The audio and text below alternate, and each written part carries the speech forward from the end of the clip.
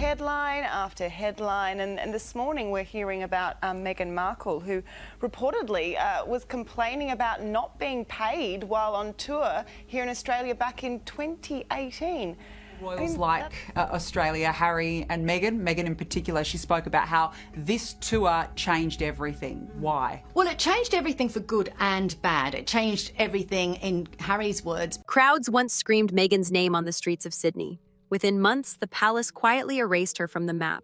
No statements, no headlines, just silence. For a woman who built her life on visibility, that silence was more brutal than any scandal. How did Australia become the stage for her rise and the silent verdict that still defines her future? From a good friend and colleague of mine, actually, at the Times, a guy called Valentine Lowe, who broke the story about the bullying allegations labelled at the Duchess of Sussex. And of course, to understand why, we need to look at the players. Meghan Markle had entered the royal family only 5 months earlier, marrying Prince Harry in May 2018 at Windsor Castle. She was glamorous, charismatic, American, and mixed race. Qualities that some in Britain's establishment found refreshing and others unsettling. For Harry, this marriage represented a chance to modernize the monarchy. Commonwealth is, of course, very, very important to him. And he's always said if Australia did want to become a republic, then he would support that. He said, you know, it's not like we have the country to make money for us. That's not what it's... Australia, meanwhile, is no ordinary stop on a royal itinerary. As one of the largest Commonwealth realms, its symbolic loyalty to the crown is closely monitored in London. Royal visits there are stage-managed affairs with political significance. By October 2018, expectations were high. The Sussex's 3-week tour across Australia, Fiji, Tonga, and New Zealand drew enormous media coverage. Australians lined the streets in Sydney, Melbourne, and Dubbo. Crowds shouted Meghan's name, children offered flowers, and photographers captured glowing headlines. Meet people and we go on walkabouts, but she couldn't quite understand it in a theoretical perspective. But in terms of doing it, remember she made that bar, But even at the height of the tour's success, palace insiders reported signs of strain.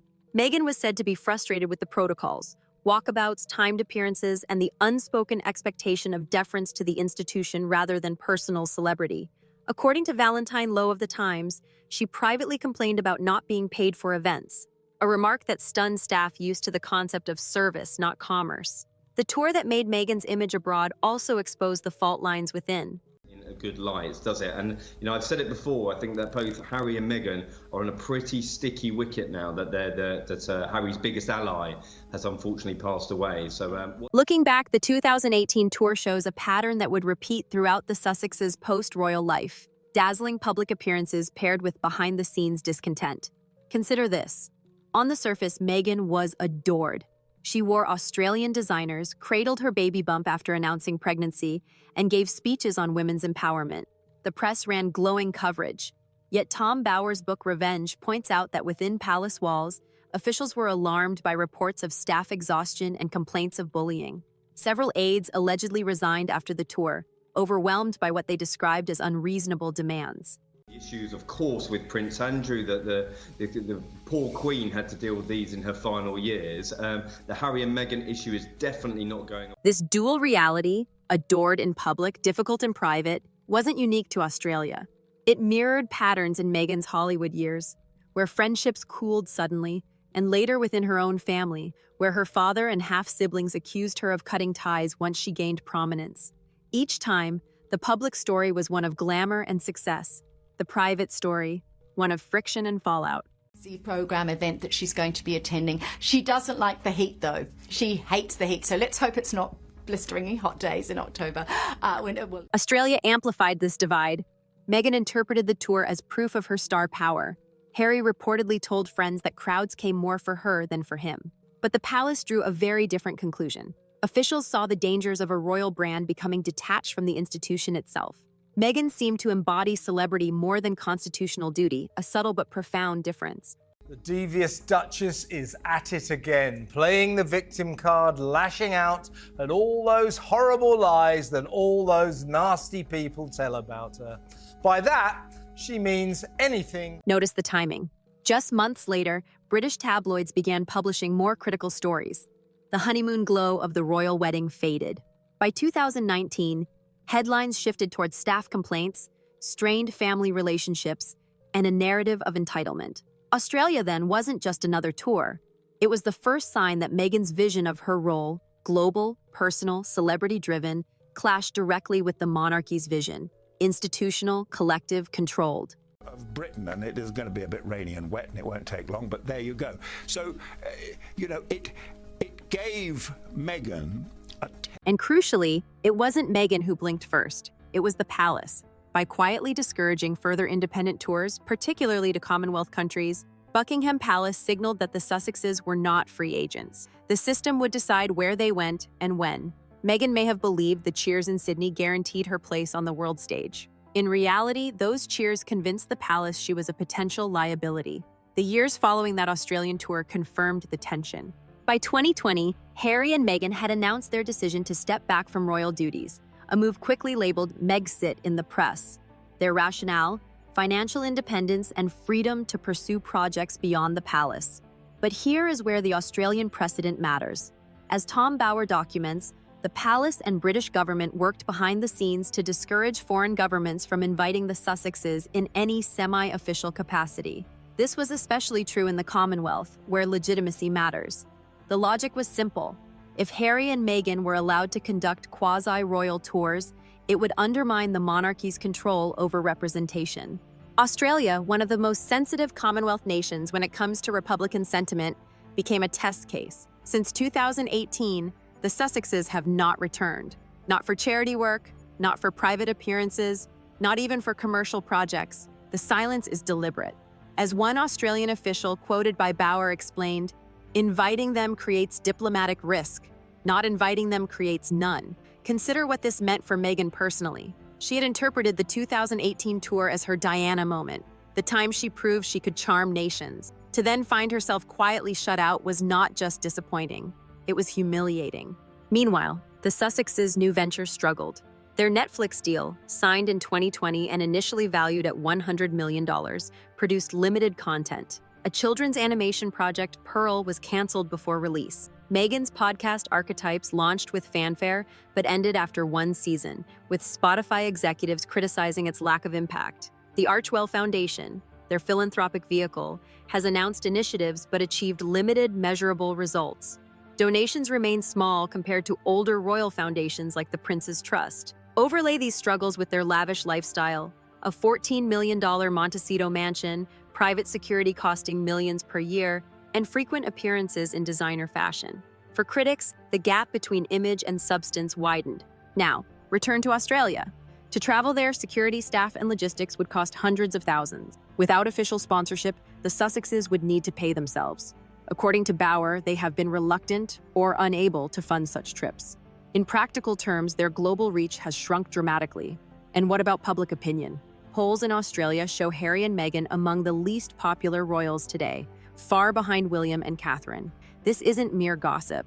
It's cultural verdict. Australians, like many in the Commonwealth, value authenticity. Meghan's celebrity persona no longer matches those expectations. In short, what began as adoration in 2018 has calcified into indifference. The cheers that once echoed on Sydney's harbour have been replaced by silence. And silence in the world of celebrity is far more devastating than hostility. So when did the real turning point occur? The answer lies not in Australia's streets, but in the palace corridors. After the 2018 tour, aides concluded that Meghan saw herself less as a servant of the crown and more as a global brand.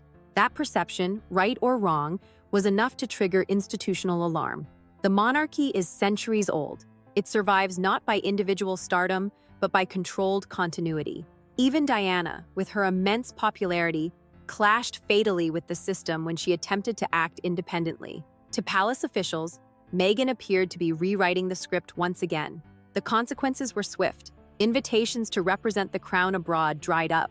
When Meghan and Harry conducted semi-royal visits to countries like Nigeria without full palace coordination, governments across the Commonwealth were warned.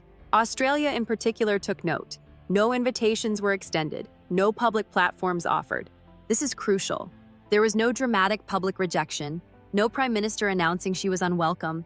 Instead, the punishment was subtle but merciless: silence.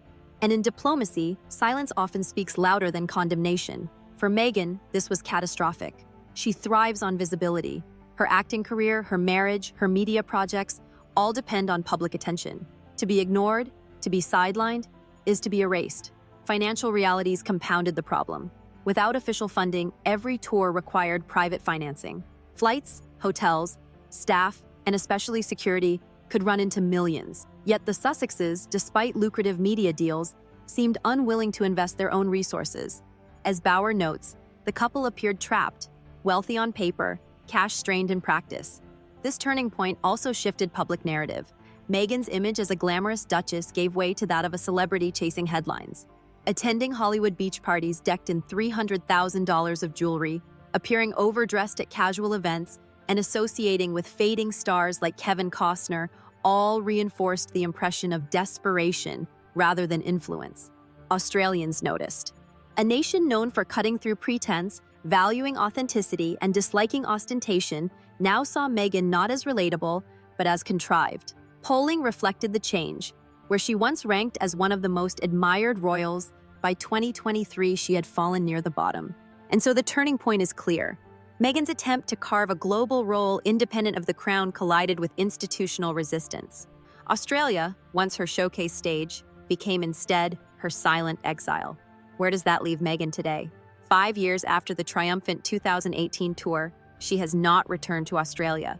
No official visits are planned, no private ventures announced. The silence itself has become the verdict. Financially, the Sussexes face continued strain.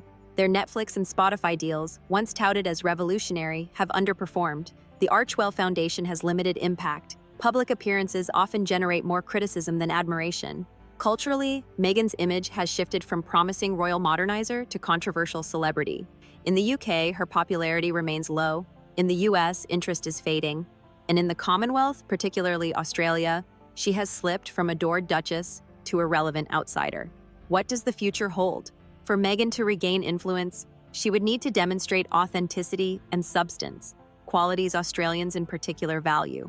That means measurable impact, consistent philanthropy, and a narrative less focused on grievance and more on contribution. But as of now, the evidence is scarce. The broader implication is stark. The monarchy survived Diana's rebellion, Charles's scandals, and Andrew's disgrace. It is likely to survive Meghan's too. But for Meghan herself, the cost is immense. The platform she believed would give her global reach has instead locked her out of the very countries she hoped to charm. Australia, once her triumph, now stands as the clearest example of her fall. Not through protest or scandal, but through something far harder to fight: indifference. So, did Australia break Meghan Markle? Not with outrage, not with confrontation, but with silence. In 2018, she believed she had conquered hearts. By 2023, she discovered the hearts had moved on. For a woman who built her identity on visibility, the absence of attention is the harshest punishment of all.